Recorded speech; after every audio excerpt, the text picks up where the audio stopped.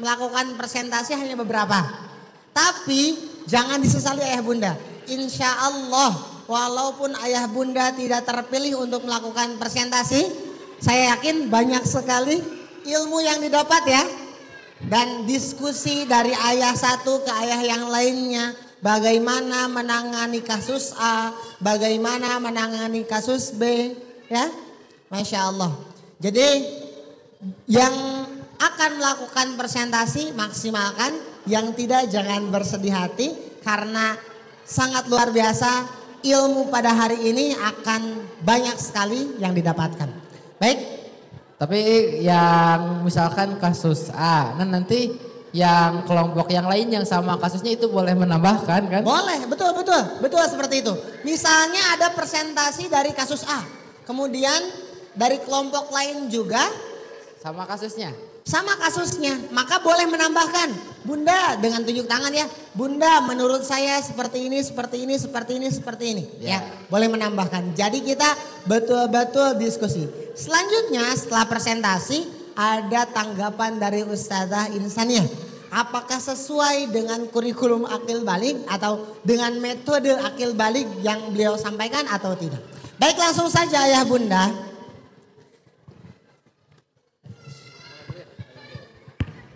Cek satu.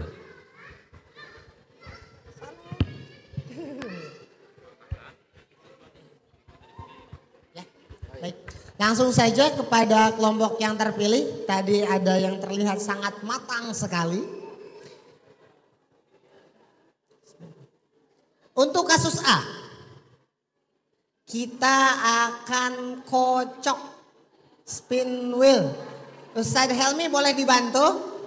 Diputarkan? Ya, pencet. Iya, pencet, diputar. Siap. Stop. Kelompok 9. Mana kelompok 9? Siap bunda? Siap, luar biasa. Kasusnya betul kasus A ya? Betul? Siap? Kepada kelompok 9, siapa yang akan memandu presentasi? Bunda Ragil. Lagi nulis dulu. Oh belum. Oh nama-namanya aman lah itu. Sudah matang insya Allah. Semuanya boleh maju ke depan, kemudian satu yang mempresentasikan dan menambahkan.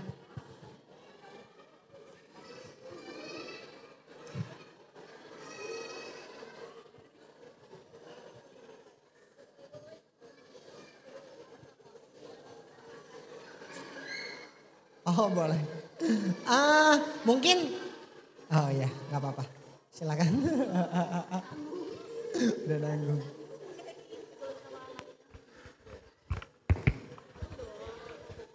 Lagi menulis nama kelompoknya katanya Pak.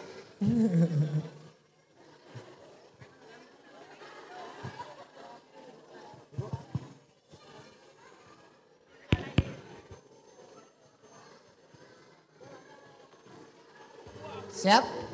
Baik silahkan semuanya boleh maju ke depan bunda. Semuanya maju ke depan kemudian kita beri semangat dulu dengan tepuk tangan yang meriah untuk kelompok 9. Di atas satu bunda. Ayo semuanya. Semuanya, ayo. Ayo semuanya maju ke depan. Ayo.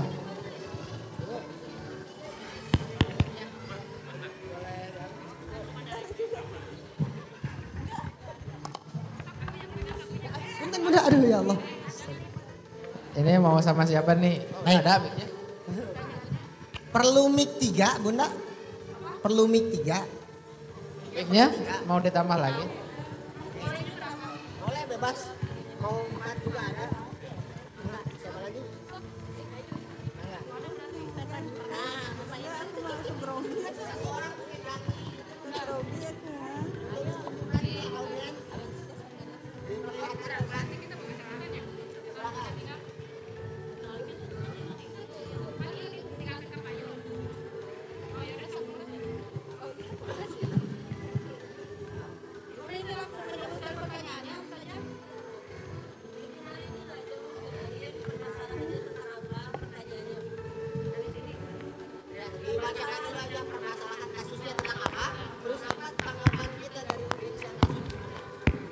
Cek, cek. Assalamualaikum warahmatullahi wabarakatuh. Kami dari kelompok 9 akan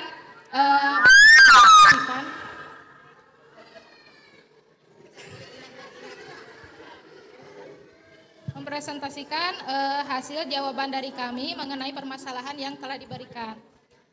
Yang pertama, untuk permasalahannya, seorang anak yang mulai memasuki usia balik mulai sering membantah karena diberi nasihat. Ketika diberi nasihat, ia ingin lebih mandiri, memilih gaya berpakaian sendiri, bahkan menolak diantar ke sekolah oleh orang tua. Yang pertama di sini, karena usianya balik, otomatis sifat-sifat yang tadinya mudah diatur, mulai tumbuh rasa percaya diri, rasa sudah mampu untuk memilih terhadap apa yang dia inginkan, baik masukan dari lingkungan, teman-teman, dan lainnya. Kemudian selain itu, ia juga sering malas melakukan sholat. Ia lebih suka menunda sholat dengan alasan mengerjakan tugas atau bermain game. Orang tua merasa kewalahan menegur karena justru memicu pertengkaran. Sementara jika sang anak diberi kebebasan, khawatir justru akan salah pergaulan. Berarti dari permasalahan yang selanjutnya, karena anak mulai mengeksplorasi dunianya semakin luas, sehingga nilai-nilai yang tadinya sudah tertanam seperti nilai-nilai tauhid itu mulai beralih terhadap sesuatu hal yang baru, dan dia menyukai hal tersebut, seperti main game yang dulunya misalnya dia belum mengenal, namun sekarang banyak teman yang melakukan permainan game dan dia juga mulai menyukai hal tersebut. Untuk jawabannya, untuk pertanyaan, bagaimana peran orang tua dalam mendampingi agar lebih disiplin dalam ibadah tanpa merasa terpaksa? Silahkan Ibu.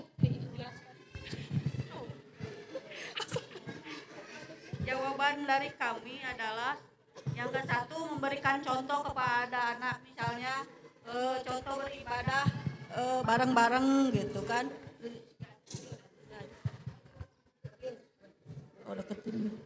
Melakukan pendekatan sebelum menasehatinya, jadi nggak harus dengan cara marah-marah, jadi harus jadi temen dulu gitu sama anaknya.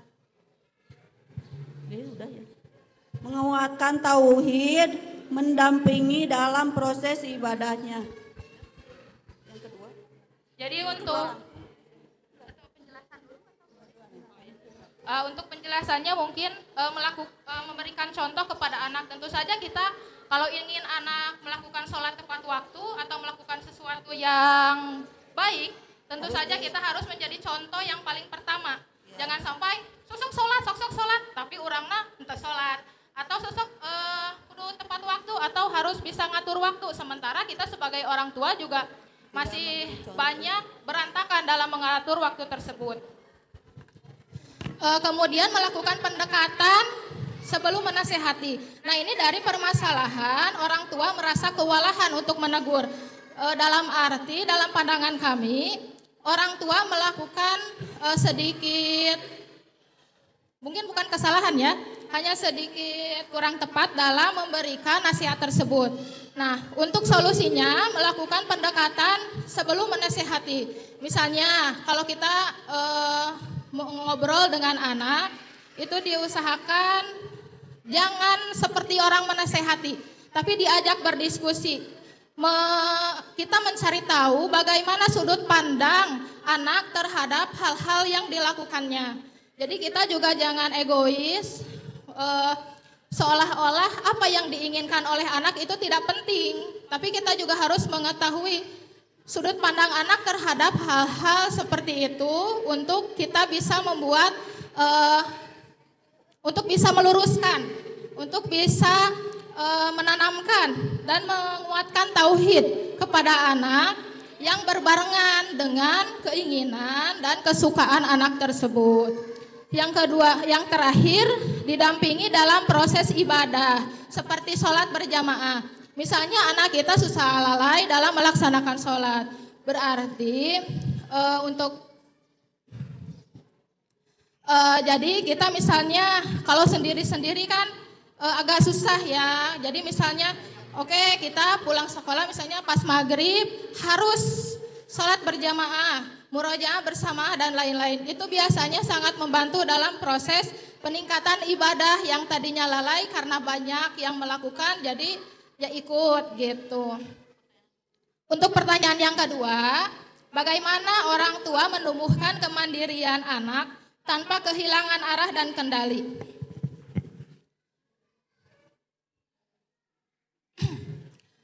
Untuk menumbuhkan kemandirian anak. Untuk menumbuhkan kemandirian anak di usia balik ini artinya di usia sebelum balik kemandirian belum tertanam. Sehingga memang agak sulit untuk menumbuhkan di usia ini kalau sebelumnya belum ada kemandirian. Ataupun yang sudah ada kemandirian tapi juga menjadi terlupakan oleh anak. Karena dia sudah mengenal hal-hal yang lain dan lebih luas juga. Untuk solusinya itu kita berusaha untuk menjadi teman, bukan sebagai orang tua yang otoriter terhadap anak atau ditakuti ya. Tapi di usia ini kita berusaha menjadi teman bagi anak, mengajak ngobrol dan kembali lagi yang ke awal, kita mencari sudut pandang seperti apa anak terhadap dunianya ini, seperti itu. Yang kedua, diajak berdiskusi, kemudian diberikan target. Misalnya dia kan lalai karena bermain game dan juga berpakaian. Kita cari tahu nih anak ini sukanya apa, bagaimana pandangan dia terhadap pakaian seperti itu, bagaimana dia pandangan dia terhadap game tersebut. Nah, kalau untuk game mungkin kita bisa melakukan berdiskusi dan memberikan target, juga melakukan evaluasi. Misalnya dalam minggu ini kita diskusikan dengan anak, nah kayaknya kamu sudah lalai sekali untuk melaksanakan sholat. Nah, bagaimana kalau kita targetkan untuk minggu ini minimal untuk sholat subuh itu tidak boleh terlambat dan harus berjamaah. Konsekuensinya tentu harus ada, misalnya dalam 1 minggu jika itu tidak terlaksanakan, main gamenya misalnya di stop atau dikurangi, seperti itu. Kemudian untuk pakaiannya, misalnya karena kita sudah ketahui misalnya style seperti apa yang dia inginkan, nah kita bisa memberikan masukan bagaimana pakaian yang dia inginkan tetapi tidak melanggar syariat-syariat Islam. Yang selanjutnya, kesepakatan untuk waktu ibadah dan bermain. Itu yang tadi ya, misalnya untuk bermain kita misalnya 2 jam sehari atau berapa jam sehari. Nah, itu juga ketentuan dalam target tersebut. Misalnya waktu ibadah, jadi untuk bermain itu di luar waktu ibadah dan harus. Kemudian yang terakhir adalah harus tegas dan konsisten dalam melaksanakan yang telah dibuat oleh antara anak dan orang tua, yaitu istiqomah. Istiqomah yang terbesar dan terberat itu bukan dilakukan oleh anak, tetapi oleh orang tua. Kadang-kadang orang tuanya yang gak konsisten.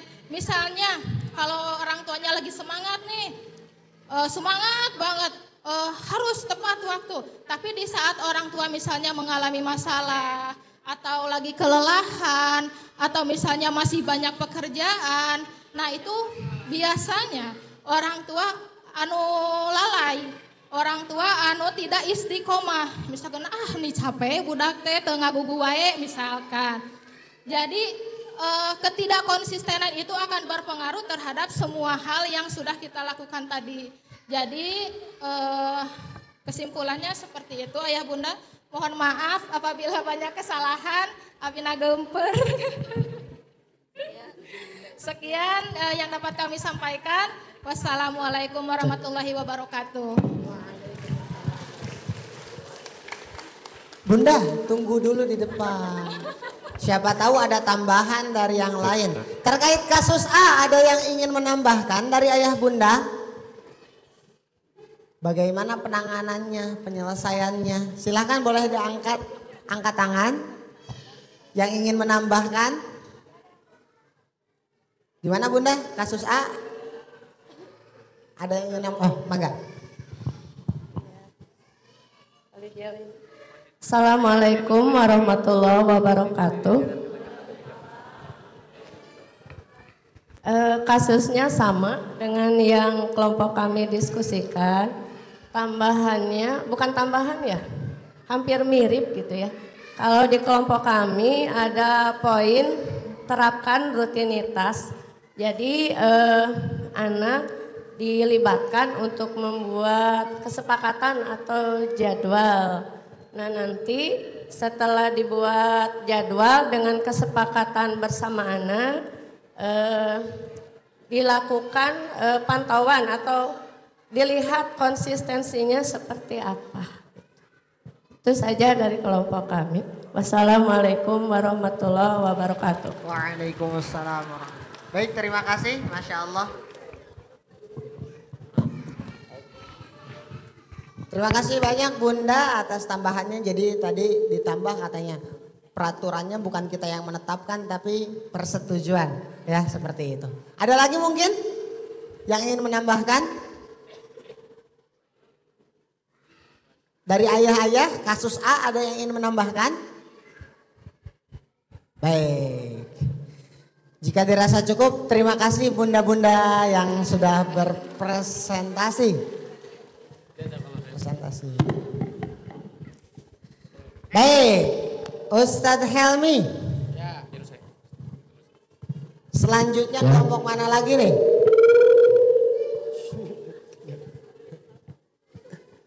Kelompok mana lagi yang akan melakukan presentasi? Oh ya bunda-bunda, mohon maaf sebelumnya. Insya Allah tanggapannya akan langsung ya. Maksud saya langsung di akhir setelah semua presentasi selesai. Oleh Ustazah Insania. Baik. Barusan kan kasus A ya. Sekarang kasus B. Karena barusan apa bunda-bunda mungkin terlihat, sekarang ayah-ayah ya. Terlihat bersemangat itu. Siap sekali. Mungkin boleh ditunjuk ya sama Ustadz Amrul. Lanjut. Kasus B boleh sama Ustadz Amrul ditunjuk untuk ayah-ayah. Mohon izin kepada ayah-ayah di kelompok 2 untuk presentasi terkait kasus B. Bagaimana penyelesaiannya? Mohon izin ayah-ayah untuk maju ke depan semua. Ayah bunda silahkan disimak. Yang ingin menambahkan silahkan boleh ya. Seperti tadi. Silahkan ayah.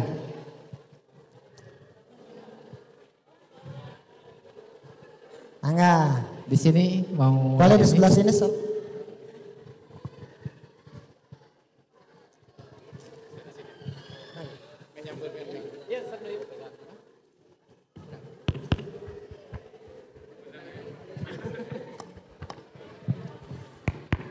Boleh geser lagi ya, sebelah kanan ke sebelah kiri.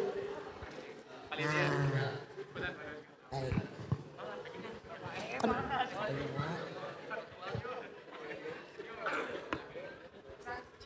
Cek. Ketuana saha? Oh Masya Allah. Bapak Ketu mangga. Bapak Ketua Kelompok. Dicobian heula mikrofonnya. Cek satu.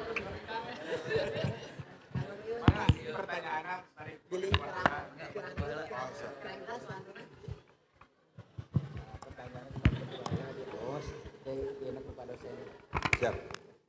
Bismillahirrahmanirrahim. Assalamualaikum warahmatullahi wabarakatuh.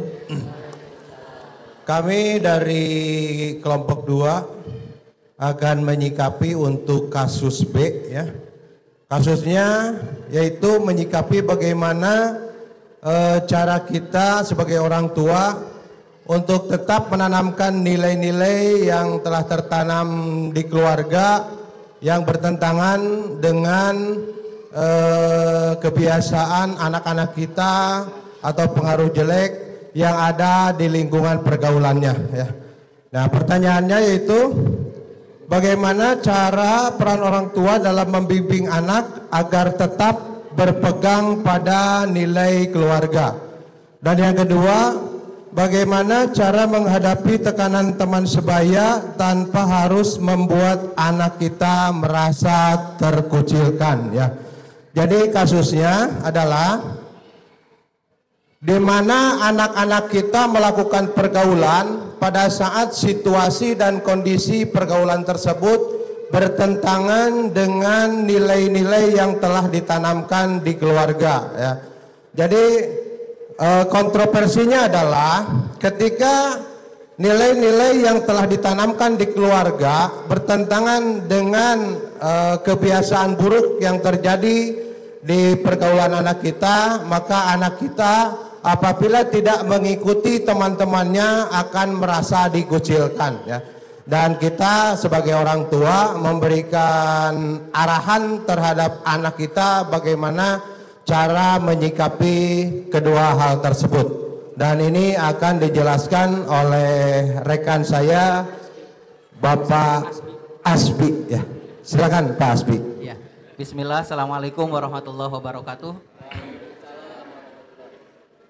Mohon izin ayah bunda sekalian. Mohon izin ayah bunda sekalian. Cek. Saya masih junior dalam parenting. Tapi saya ingin menyimpulkan hasil diskusi dari bapak-bapak tadi di kelompok 2. Yang pertama, bapak itu harus memiliki peran sebagai edukator, di mana bapak ini harus menegakkan nilai-nilai visi misi keluarga dan tidak hanya menegakkan, tapi juga memotivasi, mendampingi serta mendukung anak dalam menemukan identitas diri. Yang kedua, kenapa identitas diri ini menjadi penting atau core dalam keluarga?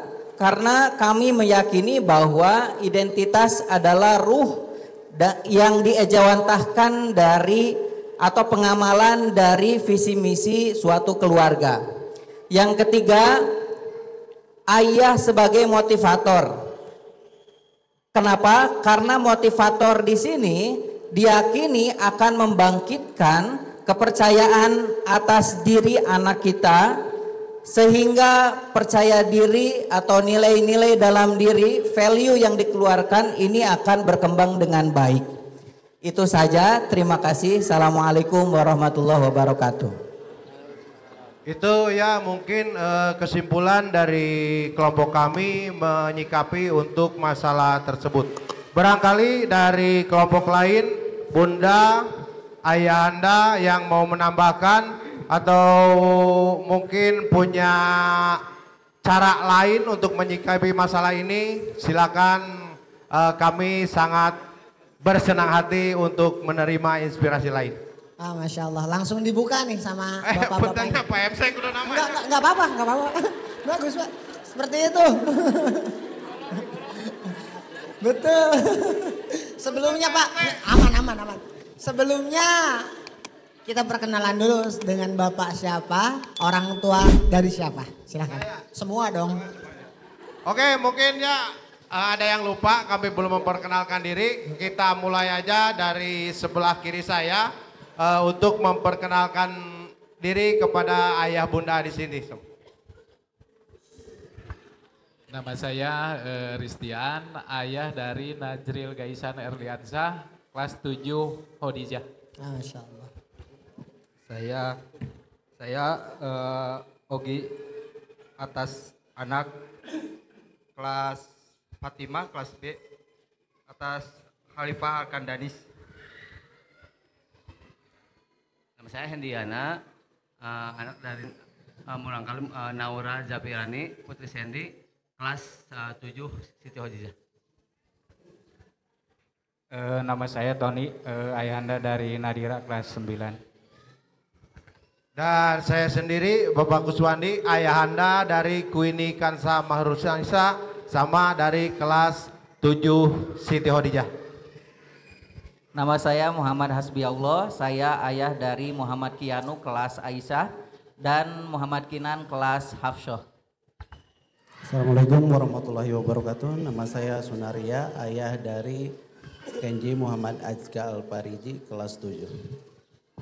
Bismillahirrahmanirrahim, saya Dera Sandia, orang tua dari Muhammad Salman kelas 3. Masya Allah, barakallah fikum.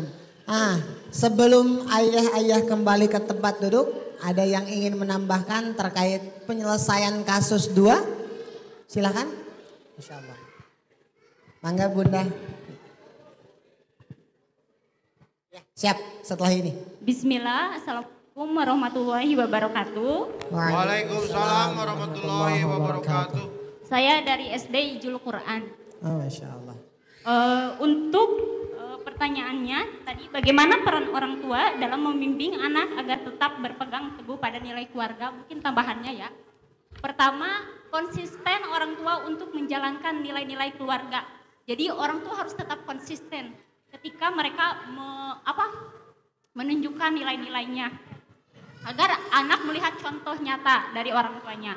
Yang kedua, orang tua bisa menjadi teman diskusi. Jadi anak-anak melihat orang tua sebagai sahabat, jadi tidak takut ya. Yang ketiga, berikan penguatan positif, hargai setiap anak agar ia merasa dihargai dan dibanggakan.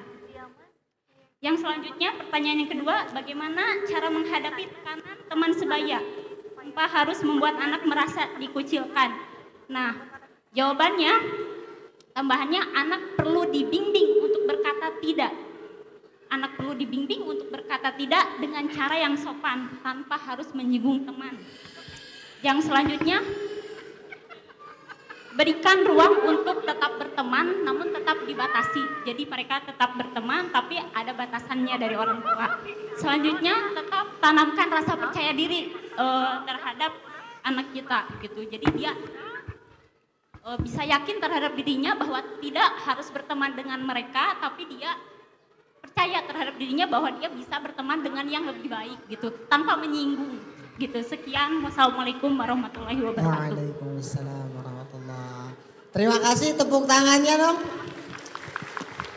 Ya, tadi salah satu peran ayah ya terkait menanamkan ego. Silahkan, tambahan selanjutnya dari kelompok mana? Kelompok 10, boleh Bunda? Untuk tambahannya paling sedikit ya Ustadz. Punten Bunda, lebih dekat mic-nya izin.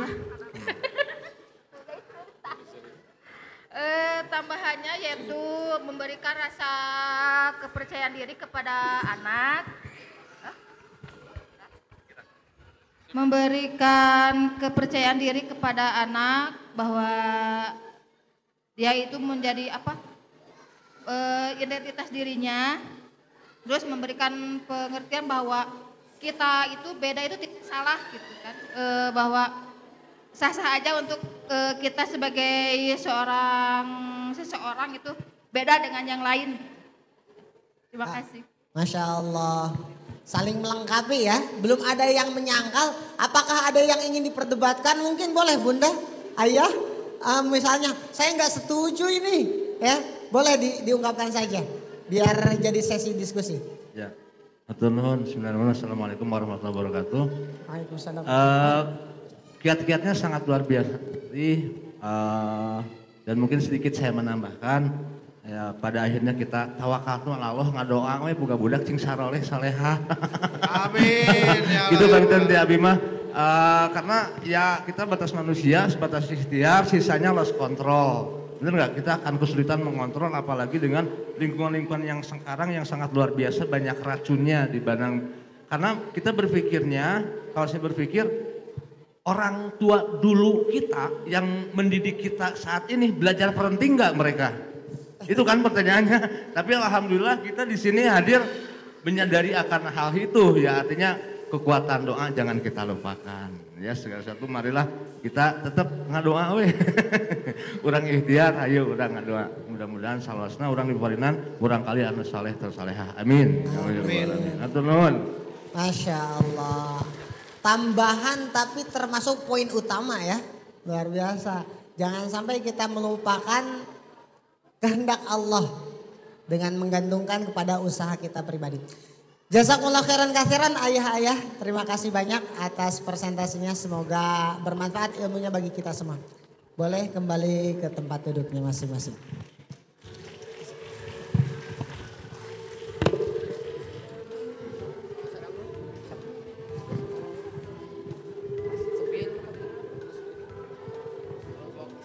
Baik ayah bunda, kita masuk ke kasus ketiga. Gimana Ustaz Helmi kasus ketiga? Kita spin. Oke, kita kocok lagi. Siap. Bentar.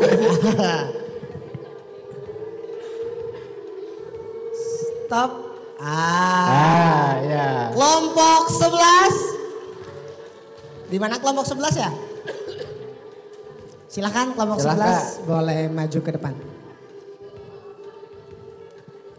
Perkenalkan diri, orang tua siapa, baru langsung melakukan presentasi.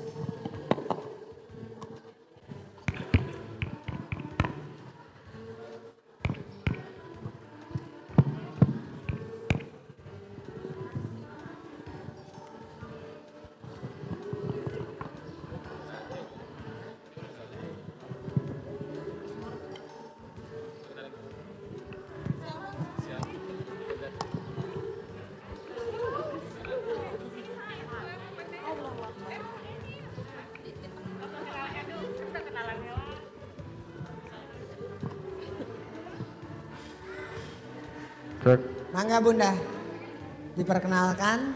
Ya, Bismillahirrahmanirrahim. Assalamualaikum warahmatullahi wabarakatuh. Waalaikumsalam. Izin ayah bunda mau berbagi sharing tentang kasus yang didapat oleh kelompok 11. Pertama-tama perkenalkan dulu, nama saya Helmina, bunda dari Abinaya Kahfi kelas 2 Usamah. Saya Devi, orang tua dari Abdul Ghazi 2 Usama. Saya Rima, ibunda dari Isla 2 Usama. Saya Anissa, orang tua dari Faris Julian 2 Usama. Nama saya Ulia, orang tua dari Aneska kelas 2 Usama. Nama saya Dini, orang tua dari Muhammad Nizam kelas 2 Usama. Saya Linda, orang tua dari Fazriel Mumtazah kelas 2 Usama. Saya mamahnya Asi Dina dari kelas 2 Usama. Saya dari orang tuanya Muhammad Emir Khalif, sama semuanya dari Usama. Kebetulan sekali duduknya kita berbarengan. Baik ayah bunda, kasus yang kelompok kami dapat yaitu judulnya anak merasa tidak percaya dan menutup diri dari orang tua. Seorang anak perempuan yang mulai memasuki usia balik memahami perubahan dalam hubungannya dengan orang tua.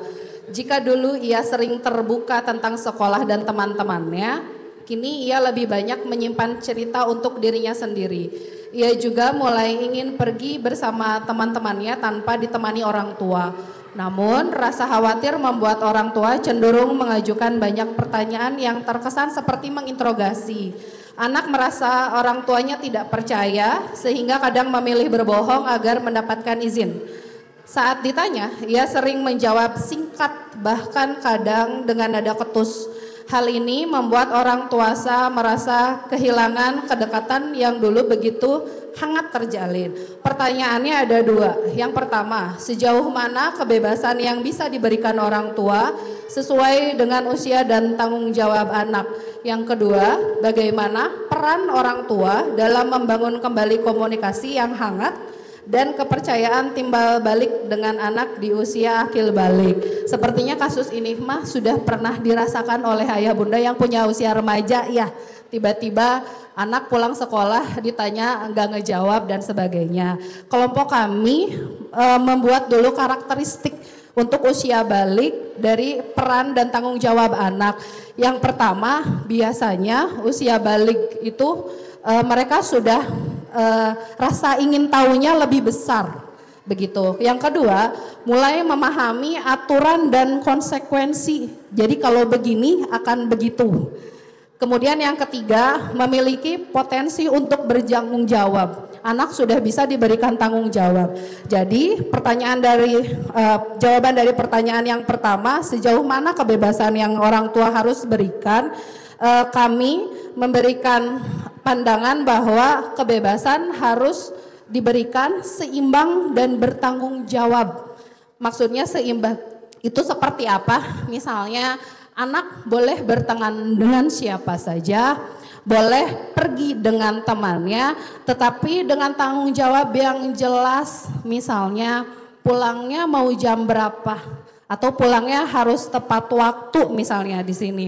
Kemudian kebebasan yang berikutnya adalah anak misalnya boleh sok mau pilih hobi apa.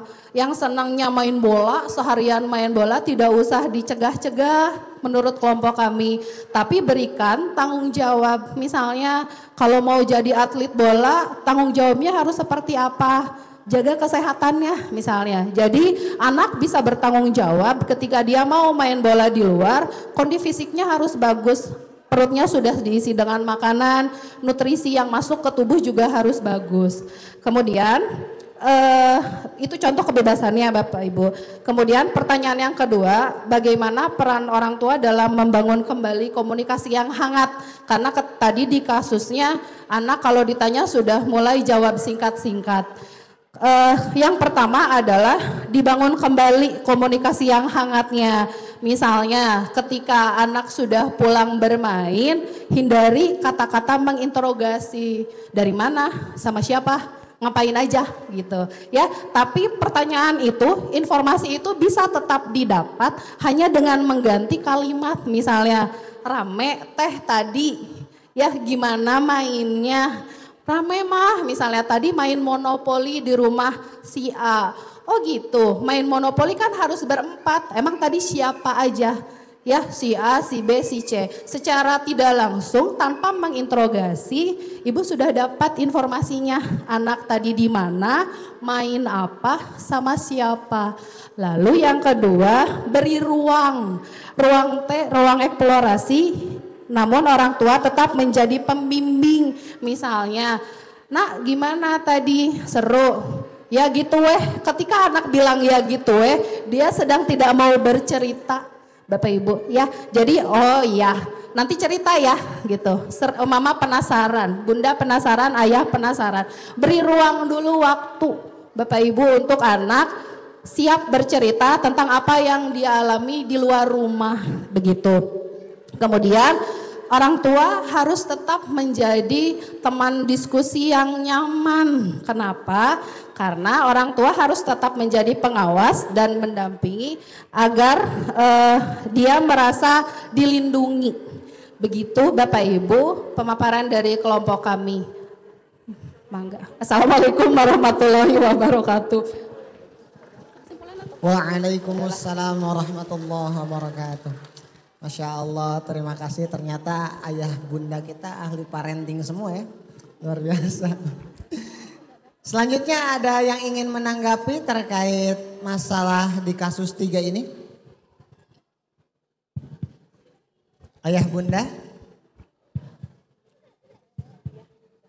Anak yang menutup diri ada?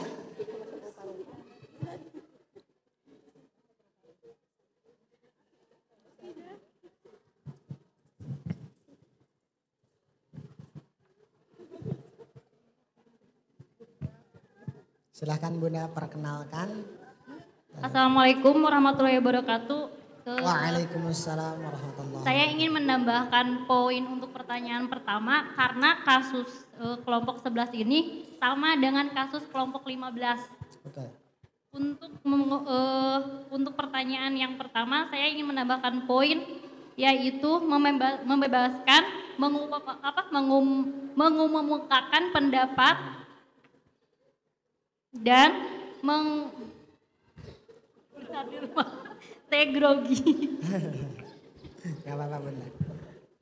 dan memberikan hak untuk mengambil keputusan sendiri terhadap anaknya dan selalu menghormati apa itu keputusannya dan memberikan kemandirian mereka untuk ambil keputusan itu sendiri.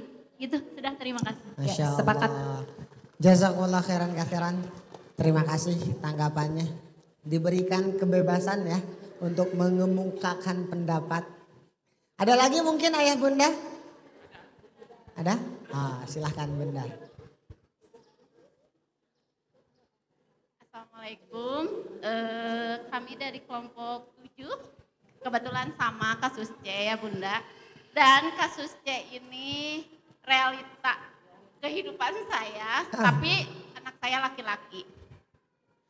Anak saya laki-laki dan introvert, dia tidak begitu suka pergaulan, menutup diri, berbicara pun sedikit demi sedikit. Untuk pertanyaan yang pertama, sejauh mana kebebasan yang bisa diberikan orang tua? Saya selalu membebaskan karena satu, anak saya sosialisasinya jelek. Karena seperti itu, jadi saya mau dia bermain dengan siapapun, mau dia dengan siapapun saya persilakan, tapi dengan catatan kalau kamu merasa easy going sama teman kamu merasa nyaman, kamu merasa ini teman kamu yang bisa kamu cerita secara pribadi, cerita masalah sekolah, cerita masalah pelajaran, oke, jalani. Tapi kalau untuk teman yang saya hanya membatasi sebatas kamu saya awasi gitu kan. Tapi dengan batasan yang seperti ini, seperti ini, seperti ini. Dan untuk poin yang kedua, bagaimana peran orang tua? Untuk kelas SMP saya tidak, kan anak saya SMP kelas 8 ya bunda.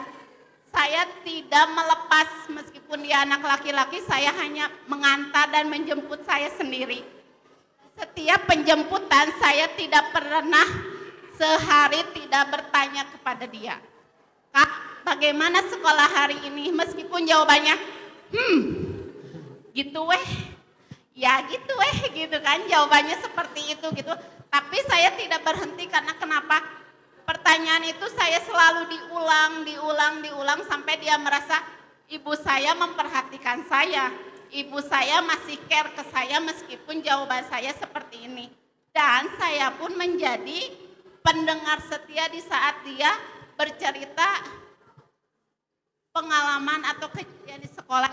Bu, teman aku seperti ini. Bu, tadi kata Ustadz seperti ini. Dan di situ saya pernah, dan di situ kedekatan chemistry saya, karena awalnya saya dari kecil tidak bersama dia dan bersama dianya sekarang, jadi terbentuklah sedikit demi sedikit. Dari situ saya mengalami, oh seperti ini saya mendekati anak yang benar-benar introvert yang 80% tidak mau bergaul sama orang. Terima kasih Bunda. Assalamualaikum. Waalaikumsalam warahmatullahi wabarakatuh. Luar biasa, jazakillah khairan katsiran. Langsung ya itu.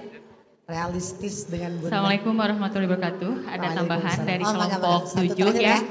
Kebetulan sama mengenai kasusnya itu sama.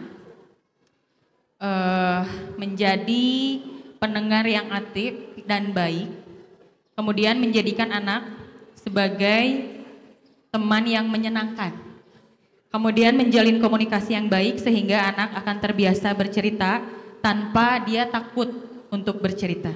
Kemudian memberikan kepercayaan dan memberikan apresiasi kepada anak ketika dia ada hal-hal yang dia senangi dan dia dapatkan gitu ya. Kemudian ada lagi poin yang tadi kelompok kami rancang begitu ya poinnya. Ikuti kegiatan anak sesekali tanpa mendominasi. Jadi apabila anak kita suka film apa, boleh kita menonton bersama, itu contoh kecilnya. Kemudian tunjukkan minat kita pada dunianya. Jadi kita juga masuk ke dalam dunia anak kita, seolah-olah kita menyukai dunia mereka begitu. Yang terakhir mungkin menerima masukan dan kritikan dari anak kita. Terkadang kita sebagai orang tua kadang tidak mau ya kadang egois gitu, tidak mau menerima masukan atau kritikan dari anak kita, seolah-olah pendapat kita itu paling benar, pendapat orang tua itu paling benar. Tetapi sekali-kali kita harus menerima kritikan dan masukan dari anak-anak kita tersayang ya. Itu saja mungkin poin dari kelompok 7. Wassalamualaikum warahmatullahi wabarakatuh. Waalaikumsalam. Masya Allah, terima kasih banyak. Saya jadi teringat kata kakek saya. Kata kakek saya mah, kolot mah geus ngomong teh mau salah-salah teuing. Kan salah bisa. Ya, ada ingin menanggapi lagi? Mau ada tambahan? Oh boleh, mangga Bunda. Tadi sudah mendengar ya tanggapan dari orang-orang ibu bapak yang hebat. Tadi ada tanggapan bahwa anak saya kebetulan introvert. Jadi sama ya Bu ya. Nah, saya berbicara seperti ini karena pengalaman saya pribadi.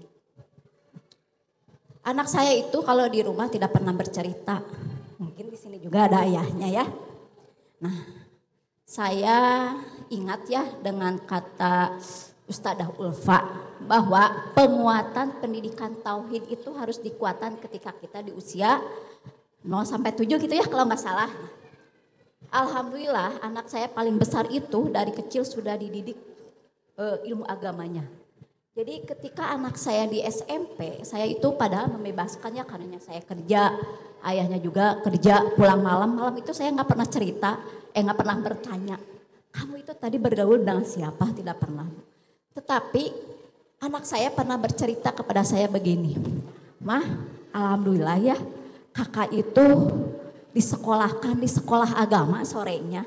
Kenapa Kak?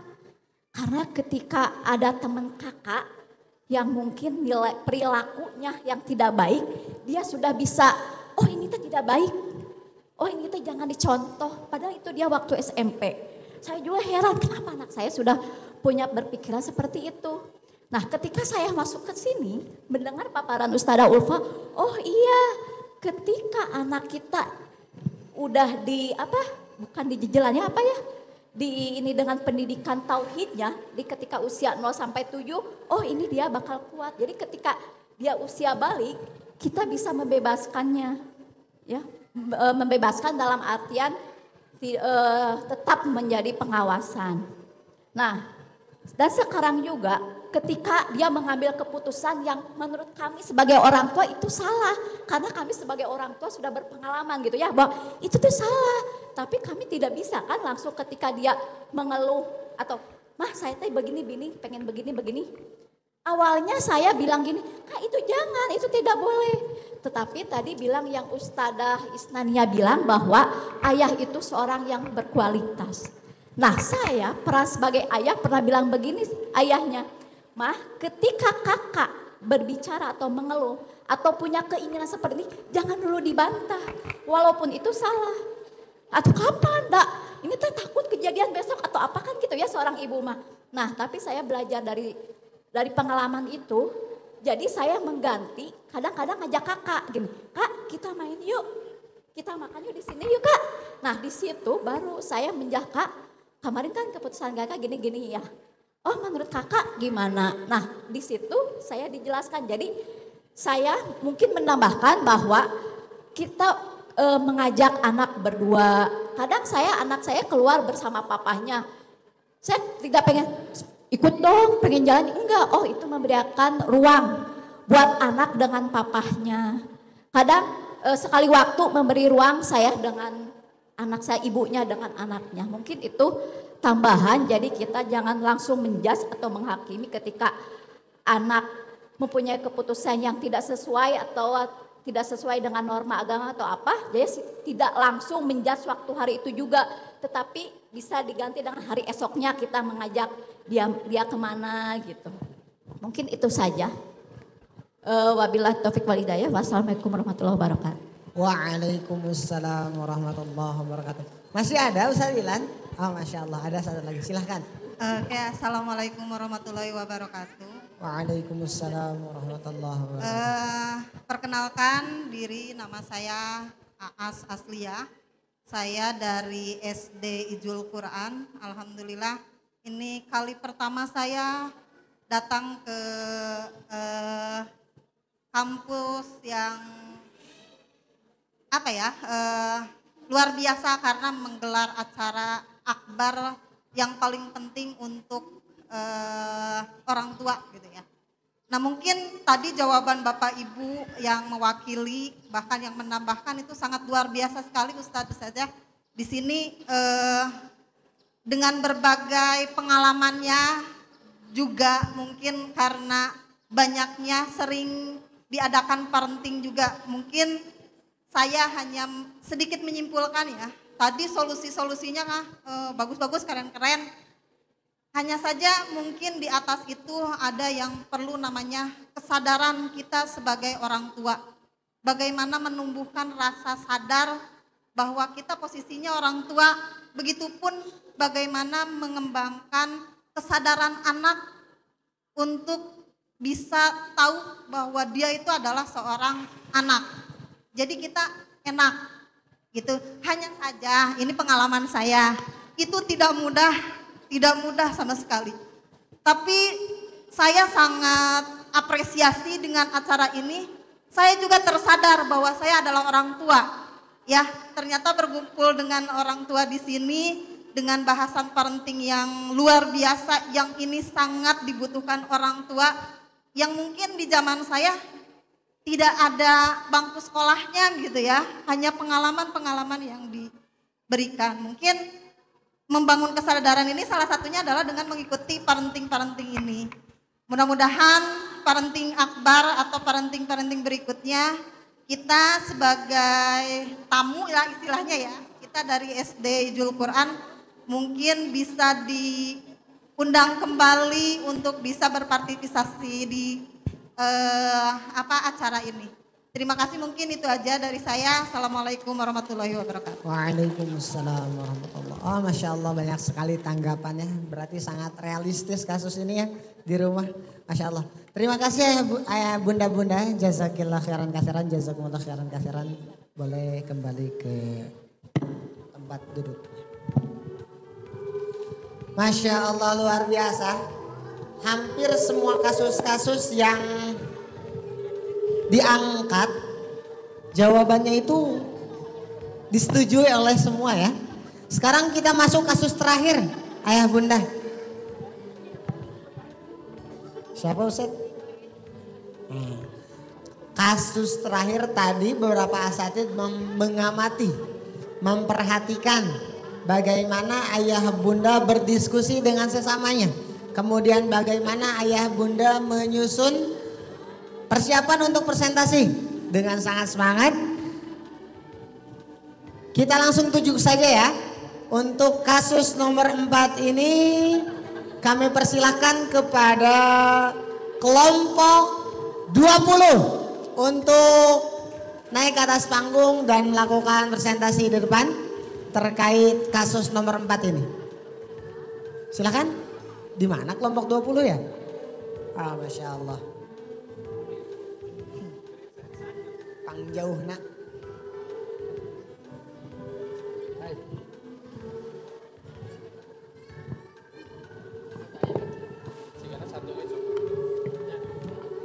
Ini kasus terakhir dari sekian banyak kasus yang terjadi di rumah ya. Hanya sedikit yang kita bahas.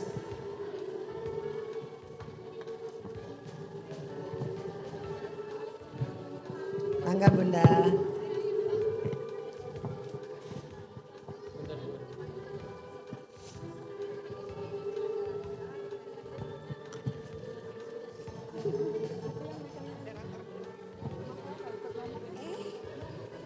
Mangga bunda perkenalkan diri. Bismillahirrahmanirrahim. Assalamualaikum warahmatullahi wabarakatuh. Waalaikumsalam warahmatullahi wabarakatuh. Hari ini mendapat kasus D mengenai perubahan emosi dan hubungan sosial anak. Namun sebelum kami membahas jawaban atau hasil diskusi dari kelompok kami, izinkan kami terlebih dahulu untuk memperkenalkan diri masing-masing. Saya Mama Zefara, kelas 5. Saya orang tua dari Muhammad Azka, kelas 2B. Bismillahirrahmanirrahim. Perkenalkan, nama saya Ning, orang tua dari Muhammad Sami, kelas 8B. Perkenalkan, saya Mama Rajwa dari kelas 8 Utsman bin Affan. Perkenalkan, nama saya Susan, saya orang tua dari Alika kelas 8A. Baik, sebelum kami bahas mengenai jawaban atau hasil diskusi dari kelompok kami, saya terlebih dahulu akan membacakan mengenai kasus D ini, yaitu perubahan emosi dan hubungan sosial anak. Kasusnya yaitu di mana seorang anak perempuan yang mulai memasuki usia balik mulai sensitif, mudah tersinggung, dan sering menangis tanpa alasan yang jelas. Ketika ditanya apa yang terjadi, ia berkata, "Nggak ada apa-apa." Ia juga lebih suka menyendiri di kamar, mengurangi komunikasi dengan orang tua, dan lebih dekat dengan sahabatnya. Orang tua merasa bingung, apakah perubahan ini wajar atau ada masalah yang lebih serius. Kemudian timbul pertanyaan dari narasi di atas, yaitu bagaimana orang tua menyikapi perubahan emosional anak perempuan di masa balik, dan bagaimana peran orang tua dalam mendampingi anak agar tetap terbuka berkomunikasi dengan orang tua. Baik, untuk jawaban hasil diskusi kami akan disampaikan oleh Ibu. Mangga. Ya, bismillahirrahmanirrahim. Kelompok 20 ini adalah kelompok yang datang terakhir. Hanya berenam tadi di awal, tapi ternyata kita bisa bertahan hanya di 5 orang. Kebetulan kita spontanitas, tidak teoritis, ini hasil diskusi dari kelompok kami. Sengaja saya bikin sebuah peta konsep, mungkin simpel aja untuk jawaban. Sikap orang tua dalam perubahan emosional anak perempuan, ini sebuah konsep aja mungkin, tapi bukan teoritis, ini hasil praktis dari pemikiran bunda-bunda yang hadir di kelompok 20. Ada yang menyampaikan katanya sikap orang tua yang harus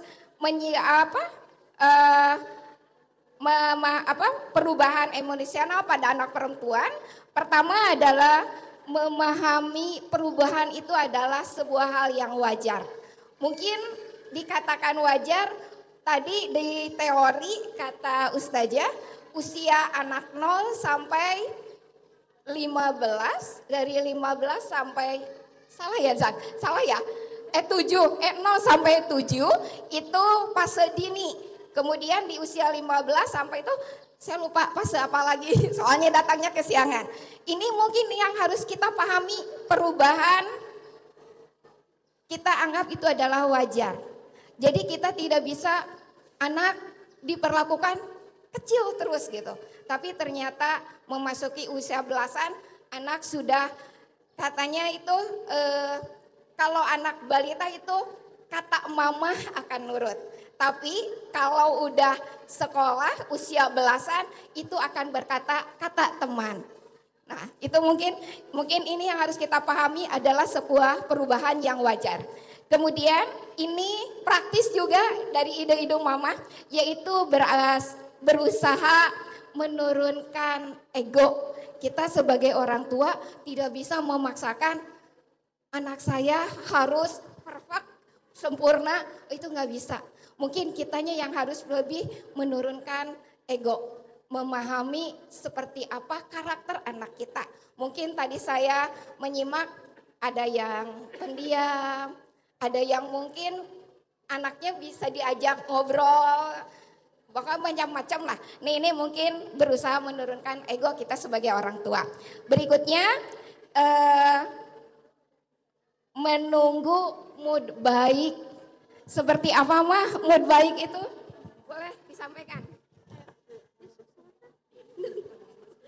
Menunggu mood anak untuk baik dulu. Jadi kan di sini anak itu ada perubahan emosi ya dari dia belum terbuka sama orang tuanya. Jadi kita jangan langsung mendikte anak gitu ya. Kita langsung nanya, langsung menginterogasi anak. Tapi kita tunggu dulu moodnya anak itu stabil, moodnya anak baik untuk dia bisa cerita sendiri. Seperti itu mungkin.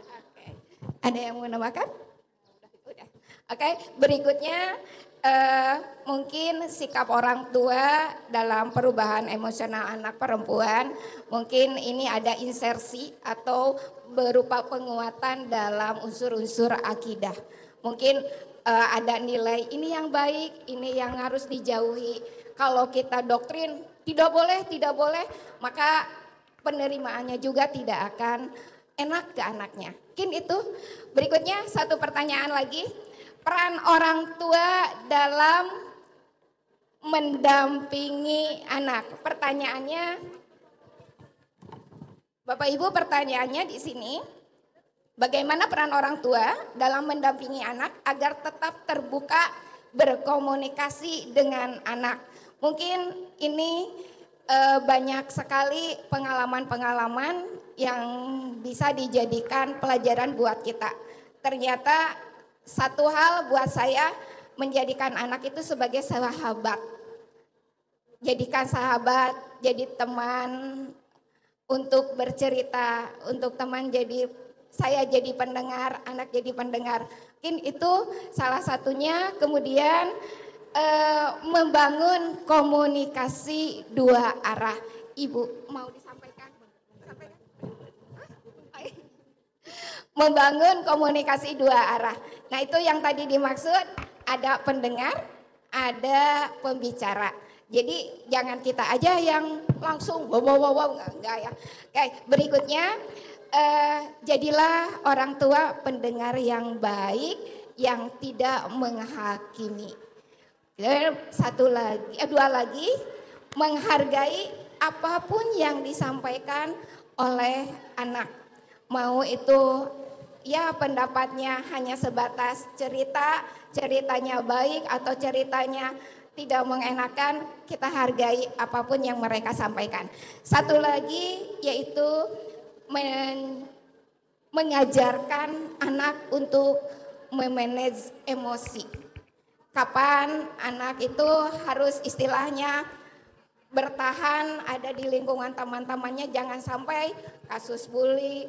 Anak tuh punten sering ada yang ngelehan, udah sieun. Nah, mungkin anak kapan harus bisa mempertahankan, kapan bisa memanage emosinya. Mau ada yang mau disampaikan, ada yang mau nambah? Baik, terima kasih untuk perhatiannya. Mungkin sekian dari hasil diskusi kelompok kami. Barangkali ada orang tua yang ingin menambahkan atau menanggapi, mangga silahkan. Mangga silahkan ayah bunda yang ingin menambahkan, menanggapi. Atau mungkin tidak setuju, silahkan. Di kasus nomor, di kasus D ini. Terkait anak yang mulai sensitif. Tidak ada? Baik. Jazakumullah khairan katsiran. Terima kasih banyak bunda-bunda hebat. Sama-sama, wa iyaki Ustaz. Amin wa iyakum. Silakan. Assalamualaikum warahmatullahi wabarakatuh. Waalaikumsalam warahmatullahi wabarakatuh. Masya Allah ayah bunda hebat-hebat. Ternyata ayah bunda sendiri sudah banyak ya mengalami kasus-kasus yang serupa dengan kasus-kasus yang kita sediakan ya. Dan banyak juga cara-cara atau kiat-kiat bagaimana menyelesaikan kasus ini seperti itu. Sekarang agar lebih jelas atau mungkin ada yang berseberangan dengan apa yang tadi dipresentasikan oleh ayah bunda, kita langsung saja kepada Ustazah Insaniah untuk menyimpulkan atau meluruskan sesuatu yang mungkin tadi keliru. Kepada Ustazah kami persilahkan. Ya, hatur nuhun. Sebelumnya saya ingin kita aplaus dulu untuk kita semua. Ya, alhamdulillah saya sangat berbangga hati. Ternyata di sini para ayah bunda sudah banyak memahami gitu ya. Jadi sudah banyak yang jadi ahli parenting nih. Ini menunjukkan betul yang dikatakan yang dijelaskan di dalam Al-Qur'an, dalam Al-Hadis. Bahwa dalam pendidikan anak itu ada 3 fitrah yang utama. Yang pertama yang harus dipahami itu adalah fitrah ayah. Yang kedua bagaimana fitrah bunda. Ini yang harus digali dalam pendidikan anak. Yang ketiga adalah fitrah parenting. Yang namanya fitrah itu seperti saya katakan itu adalah given. Itu sesuatu yang sudah dibawa dari sejak lahir. Fitrah parenting itu sudah dimiliki oleh ayah bunda sekalian. Jadi sebetulnya ayah dan bunda tuh nggak butuh ahli parenting. Karena ayah dan bunda adalah ahli parenting itu sendiri. Dan itu terbukti barusan ya dari diskusi-diskusi tersebut.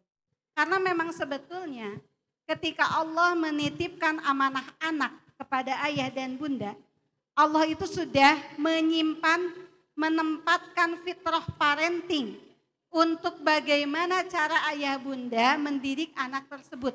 Itu sudah disematkan ke dalam dada ayah bunda sekalian. Jadi yang paling tahu bagaimana cara menghadapi anak ini itu adalah ayah bunda sendiri. Fitrah parenting itu akan diberikan berbeda-beda pada tiap anak.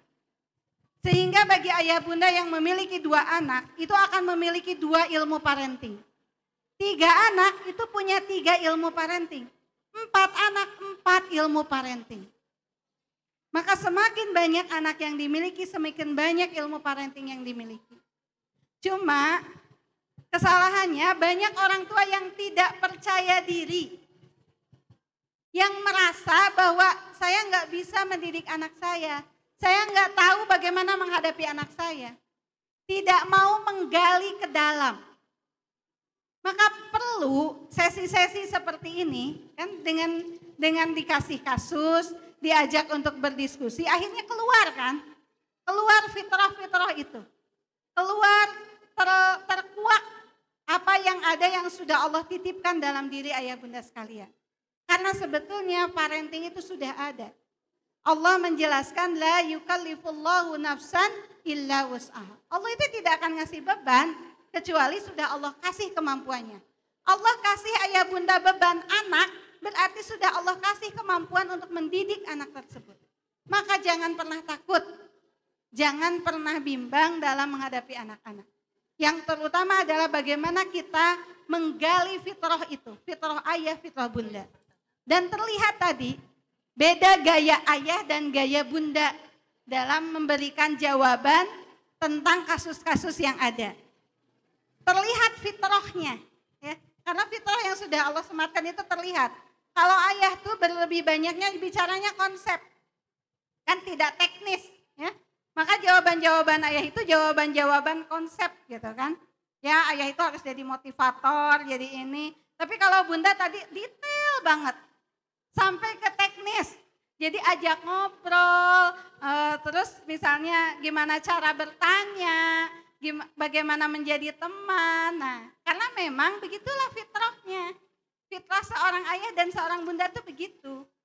Makanya ayah itu sebagai peletak visi misi pendidikan. Karena bicaranya konsep. Sok ayah yang harus meletakkan kerangkanya dulu.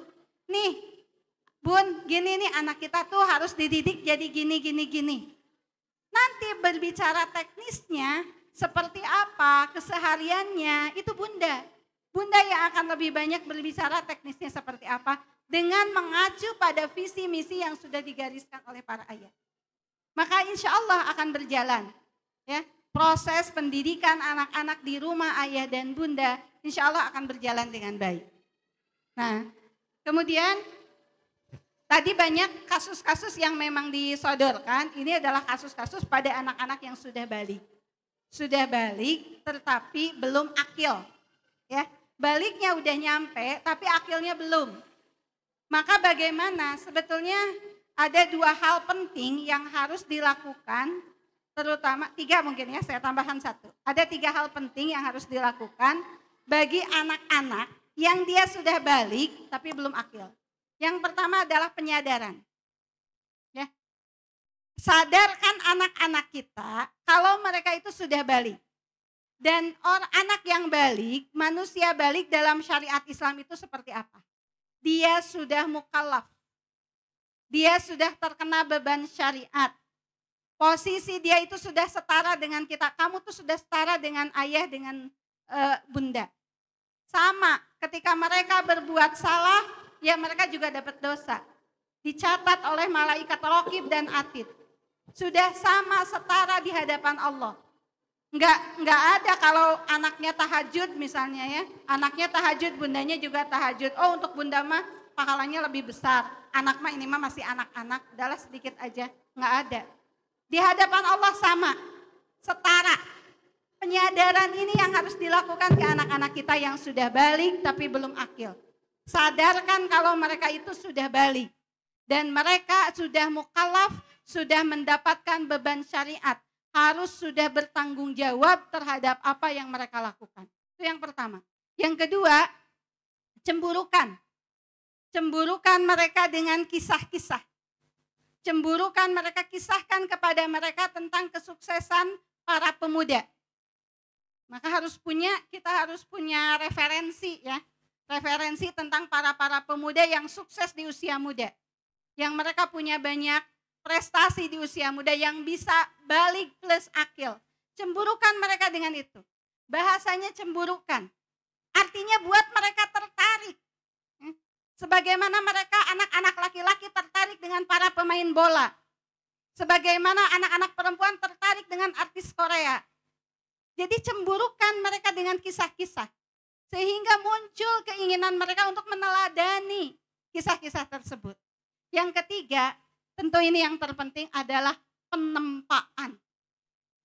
Jadi ini poin penting dari akil balik itu adalah penempaan. Lakukan penempaan. Dan itu dimulai dari rumah. Kuncinya ada pada ayah yang akan membangun pondasinya, apa saja yang harus ditempa, bunda yang akan melaksanakan kesehariannya. Ya, itu. Kemudian poin juga yang penting yang mungkin tadi belum tersentuh, yaitu dekatkan anak-anak kita dengan masjid. Ya, ini salah satu tips yang sering saya ungkapkan di berbagai forum parenting, dekatkan anak-anak kita dengan masjid. Rasulullah SAW, beliau menjamin salah satu golongan yang akan mendapatkan perlindungan Allah di padang mahsyar saat tidak ada perlindungan lain kecuali perlindungan Allah adalah pemuda yang hatinya selalu terkait dengan masjid. Artinya nilai istimewa dari seorang pemuda dianggap istimewa, baik pemuda atau pemudi, itu ketika hatinya terkait dengan masjid. Maka ajarkan mereka untuk banyak beraktivitas di masjid, dekatkan mereka dengan masjid. Ikutkan mereka dalam kegiatan-kegiatan masjid, cari masjid yang memang aktif kegiatan-kegiatannya. Akan lebih baik lagi kalau masjid itu dekat rumah. Masjid dekat rumah kita kurang aktif, maka kita sebagai orang tua bertanggung jawab untuk aktifkan. Agar anak-anak kita bisa beraktivitas di sana. Ya. Dan tadi ada disinggung-singgung tentang tauhid ya, tentang pendidikan keimanan. Yang perlu dipahami, pendidikan keimanan pondasinya ada di usia 0 sampai 7 tahun. Pondasinya. Tapi yang namanya pendidikan keimanan itu long life education. Pendidikan keimanan itu sepanjang hayat. Tidak berhenti hanya di 0 sampai 7 tahun. Dan pendidikan keimanan bukan pembiasaan. Mohon digarisbawahi. Pendidikan keimanan bukan pembiasaan, tapi penyadaran. Karena innamal a'malu binniyat. Amal itu akan dihitung sebagai amalun sholihun jika diawali dengan niat, kumaha niatna. Artinya pendidikan keimanan itu adalah menanamkan kepada anak-anak agar punya niat lillah. Setiap apa yang dia lakukan harus niatnya adalah lillah. Penanaman itu. Kesadaran tentang Allah. Kesadaran tentang bahwa seluruh hidup kita orientasinya untuk Allah. Hayatuna kulluha ibadatun. Inilah fondasi keimanan. Dan itu long life. Itu sepanjang hidup fondasinya ada di 0 sampai 7 tahun. Terakhir yang ingin saya sampaikan tentang regenerasi parenting. Ya, ini juga yang harus saya sampaikan. Jadi tadi ada banyak ungkapan-ungkapan tentang ya udah berikan anak kebebasan. Oke, anak memang biarkan mereka diberi kebebasan, tapi tetap dalam Islam itu ada yang disebut regeneration parenting. Dan ini dicontohkan oleh Nabi Ibrahim, Nabi Muhammad, Nabi Yakub, dan nabi-nabi yang lainnya. Bahwa parenting itu sifatnya harus regenerasi. Harus menularkan semangat, menularkan cita-cita. Jadi kita harus menularkan semangat cita-cita kita kepada anak-anak kita. Kita punya semangat apa, punya cita-cita apa, itu harus ditularkan ke anak-anak kita. Harus dilanjutkan oleh anak-anak kita. Maka jangan termakan oleh puisinya Khalil Gibran. Bahwa anakmu bukan anakmu. Ya, itu Khalil Gibran tuh nggak tahu agamanya juga apa. Itu puisi Khalil Gibran saya katakan sesat. Kenapa? Karena bukan begitu. Dalam Islam Nabi Ibrahim mengajarkan ketika beliau berdoa selalu Rabbij'alni muqimus salati wa min dzurriyyati. Bahasanya zuriyah. Selalu dalam doa-doa Nabi Ibrahim itu zuriyah. Dan zuriyah itu berbicaranya bukan sekedar anak tapi juga cucu dan keturunan. Artinya regenerasi parenting adalah kita menularkan semangat, menularkan cita-cita yang ingin kita raih di dunia ini dan sampai di akhirat itu ke anak-anak kita. Kemudian mendidik mereka agar mereka juga bisa menularkan itu nanti ke anaknya. Itulah regeneration parenting. Dan ini yang dicontohkan oleh Nabi Ibrahim. Ya, terakhir pisan. Tadi ada orang tua yang mengatakan doa nu penting mah. Betul. Ada hadis yang mengatakan ada doa yang tidak akan pernah Allah tolak. Rasulullah bersabda ada doa yang tidak akan pernah Allah tolak. Allah tidak akan berani menolak doa ini. Pasti diijabah. Apa? Salah satunya adalah doa orang tua untuk anaknya. Kita punya kekuatan doa. Solih atau tidaknya anak kita sudah ada takdirnya dari Allah. Tugas kita sebagai orang tua adalah mendidik, bukan mensolehkan anak. Mensolehkan anak itu bagiannya Allah. Itu mah bagian Allah, itu mah sudah ada skenarionya, itu takdir Allah. Tapi tugas kita adalah mendidik anak. Nanti kita akan diminta pertanggungjawaban tentang bagaimana proses mendidik kita, upaya kita mendidik. Oh ya Allah, saya sudah ikut parenting. Saya sudah belajar melaksanakan. Itu tanggung jawab kita sampai di proses mendidiknya, bukan mensolehkannya. Mengenai hasil akhirnya ada Allah. Tapi ada juga doa. Kita bisa selipkan doa-doa untuk anak-anak kita. Maka doa itu bisa menembus langit, bisa menggetarkan langit, bahkan Allah juga tidak akan kuasa untuk menolak doa-doa kita. Selama doa itu dijalankan sesuai adabnya. Itu mungkin ya. Karena memang ikhtiar itu tidak berarti tanpa doa. Ikhtiar juga bagian dari doa, tapi doa yang diwujudkan dalam perilaku itu ikhtiar. Karena yang utama itu adalah doa. Itu saja. Terima kasih ayah bunda sekalian yang sudah mau menyimak kajian parenting pada kesempatan hari ini. Mudah-mudahan ada banyak hikmah, ada banyak ibroh, pelajaran yang bisa kita ambil. Dan ini menjadi penyemangat kita untuk terus menjadi orang tua yang lebih baik dan lebih baik lagi. Bukan hanya bagi ayah bunda, juga bagi saya secara pribadi. Saya tutup, langsung saja. Ya, saya tutup. Terima kasih atas perhatiannya. Assalamualaikum warahmatullahi wabarakatuh. Waalaikumsalam warahmatullahi wabarakatuh. Masya Allah, banyak sekali ilmu yang didapatkan ya. Dalam kegiatan parenting akbar pada hari ini, ayah bunda, kami ucapkan jazakumullah khairan katsiran, jazakumullah ahsanal jaza. Semoga Allah memberikan balasan yang terbaik untuk ayah bunda berupa anak-anak yang soleh dan soleha. Amin. Karena telah mengikuti kegiatan parenting ini dengan baik, dengan antusias, dengan bersemangat, luar biasa. Tadi yang saya kutip di closing statement dari Ustazah Insaniah itu, kita itu akan dipertanyakan, diberikan pertanyaan atau dimintai pertanggungjawaban atas apa? Atas proses mendidik. Ya. Proses mendidik bukan apakah anak itu akan menjadi soleh atau tidak, itu mah urusan Allah.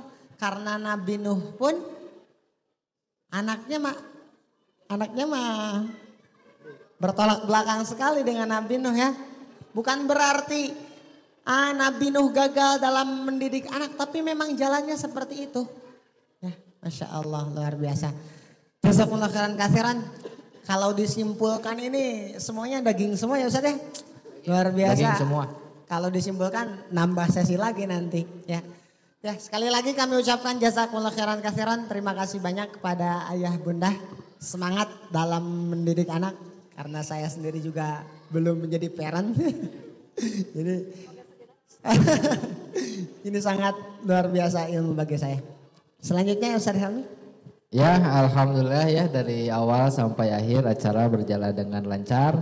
Semoga apa yang kita dengar, apa yang kita cari, apa yang kita diskusikan itu bisa menjadi bekal untuk kita menjaga amanah yang Allah berikan kepada kita, yaitu anak-anak kita semua.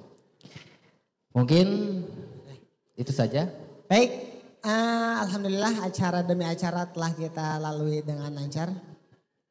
Kita akhiri saja pertemuan pada hari ini dengan sama-sama mengucapkan hamdalah. Alhamdulillahi Rabbil Alamin. Istighfar. Astaghfirullahaladzim. Astaghfirullahaladzim. Astaghfirullahaladzim. Dan doa kifaratul majlis. Subhanakallahumma wa bihamdik asyhadu an la ilaha illa anta astaghfiruka wa atubu ilaik. Saya Al-Maududi Amrullah Mubarak. Saya Helmi Jamaluddin. Kami pamit undur diri. Assalamualaikum warahmatullahi wabarakatuh.